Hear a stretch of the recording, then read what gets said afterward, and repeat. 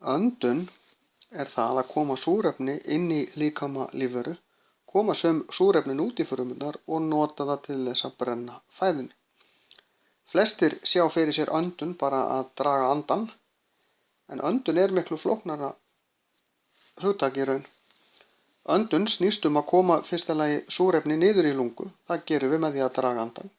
Brjóstkassinn, hann sogar loft niður í lungun. Þar kemst loftið með súrefninu í nánd við blóðið í lungnablöðrunum. Þaðan berst súrefnið yfir í blóðið með blóðinu líkamann út í frumurnar.